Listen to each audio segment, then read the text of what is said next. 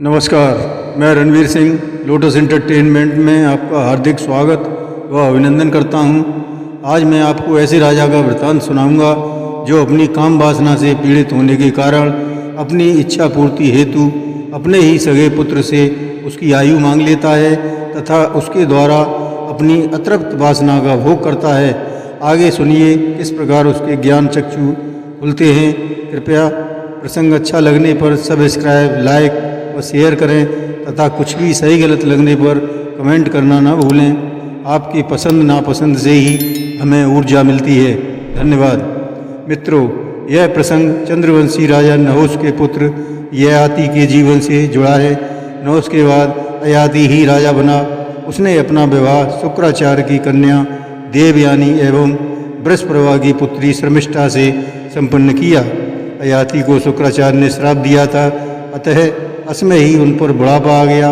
कुछ समय पश्चात शुक्राचार्य के प्रसन्न होने पर और उन्हीं के द्वारा सुझाए मार्ग से राजा ययाति ने अपने बड़े पुत्र यदु से इस प्रकार कहा, तुम्हारे नाना जी के श्राप के कारण मुझे असमय ही बुढ़ापे ने घेर लिया है। उन्हीं की दया से मैं इस बुढ़ापे को तुम्हें देने की इच्छा रखता हूँ, क्योंकि अभी मैंने विषय भोगों से तृप्ति नहीं पाई है। अतः 1000 वर्ष तक मैं तुम्हारी जवानी से उन्हें भोगने की इच्छा रखता हूँ। अतः तुम्हें मेरा प्रस्ताव स्वीकार कर लेना चाहिए।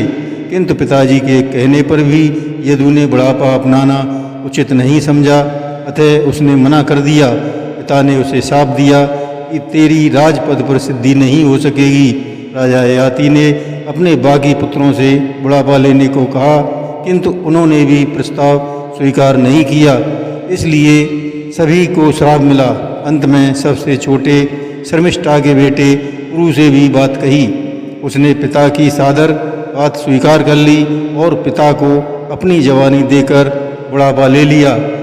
उसने पिता की बात को सादर स्वीकार करने के उपरांत राजा ययाति ने धर्मपूर्वक भोग भोगा तथा प्रजा का ठीक प्रकार से पालन किया। फिर देवयानी और विश्वाची के साथ भोगों को भोग कर मैं अंत में इच्छाओं को अंत कर डालूंगा, ऐसा विचारते हुए वे हर दिन भोगों के लिए अतृप्त रहने लगे तथा लगातार काम वासना में लगे होने पर भी राजा ययाति तृप्त नहीं हो पाए और विषय भोगों को प्रिय मानने लगे। इसके पश्चात अपने विचार उन्होंने इस प्रकार प्रकट किए। भोगों की प्यास उनको भोगने से कभी शांत नहीं हुआ करती, वरन घृताहुति से अग्नि की तरह उसमें वृद्धि हो जाया करती है।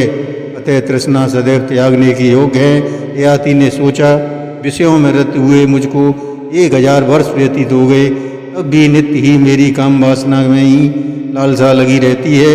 इसलिए अब मैं इसको त्याग कर अपने मन को भगवान विष्णु में लगाकर वन में जाकर तपस्या करूँगा। तब राजा ययाति पुरु से अपना बुढ़ापा लौटाकर और उसे अपना यौवन देकर तथा राजगद्दी पर बैठाकर वन को गमन कर गया। राजा ने तुर्वस को दक्षिण पूर्व का राजा बनाया, दुह को पश्चिम का राज्य दिया तथा यद को उत्तर में राजगद्दी देकर और पुरु को समस्त भूमंडल का राज्य प्रदान करके स्वयं को वन मार्ग पर लगा दिया और अंत समय विष्णु भगवान का जाप करते हुए मोक्ष प्राप्त किया और वैकुंठ धाम को गए। जय श्री कृष्णा।